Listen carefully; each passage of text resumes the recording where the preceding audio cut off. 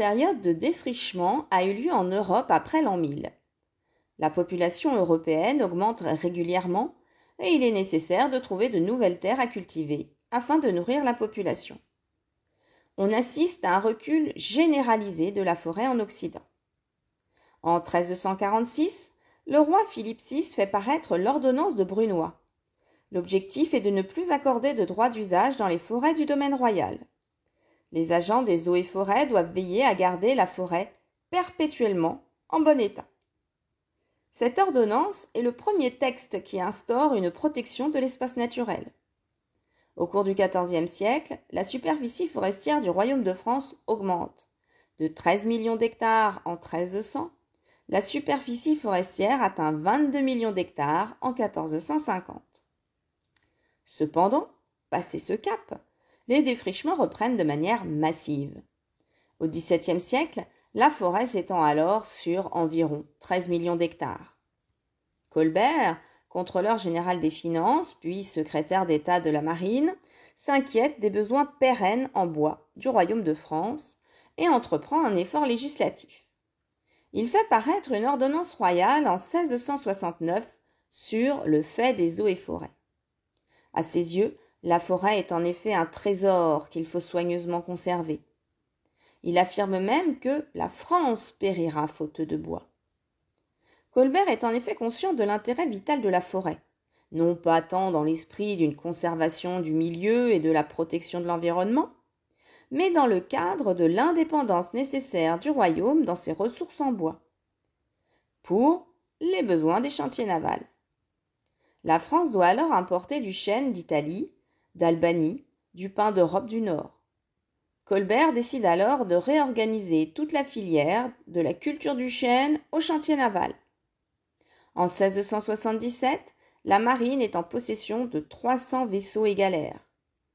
L'ordonnance de 1669 instaure un bon usage de la forêt et interdit la présence de chèvres et moutons qui dévorent les jeunes pousses d'arbres. Ces règles instaurent une planification forestière sur 100 ans et sont considérées comme le premier pas vers un aménagement du territoire. Cependant, l'ordonnance de 1669, connue sous le nom de Grande Réformation, ne freine pas le recul de l'espace boisé. La Révolution poursuit et achève les derniers défrichements. La liberté de coupe est restaurée par une loi de 1791 et les Français se servent librement dans les futaies. Le massif forestier s'en trouve réduit de 500 000 hectares. En 1827, l'espace forestier atteint 7,5 millions d'hectares, soit sa superficie la plus réduite jamais constatée. En conséquence, en 1827, Charles X met en place un nouveau code forestier. 3 ans auparavant, en 1824, l'École nationale des eaux et forêts est créée sous l'appellation d'École royale forestière. Une bonne gestion de l'espace forestier est d'autant plus nécessaire que les besoins en bois dans le cadre de la révolution industrielle sont très importants. Napoléon III œuvre aussi pour le reboisement du territoire. C'est sous son règne que le massif forestier des Landes de Gascogne est constitué. Celui-ci est le plus grand de France et l'un des plus grands d'Europe. La loi du 19 juin 1857 oblige communes et propriétaires à assainir et ensemencer les landes qui étaient ensablées et marécageuses. Le paludisme recule en même temps que les espaces marécageux. Exploitée à l'époque pour leur résine, la forêt des Landes est aujourd'hui exploitée pour son bois. Depuis 1827, la surface forestière est en constante augmentation en France. En 2018, elle atteignait 16,8 millions d'hectares. 31% du territoire métropolitain est désormais occupé par la forêt. L'industrie du bois exploite ces espaces pour le bois d'œuvre, les besoins industriels ou la production d'énergie.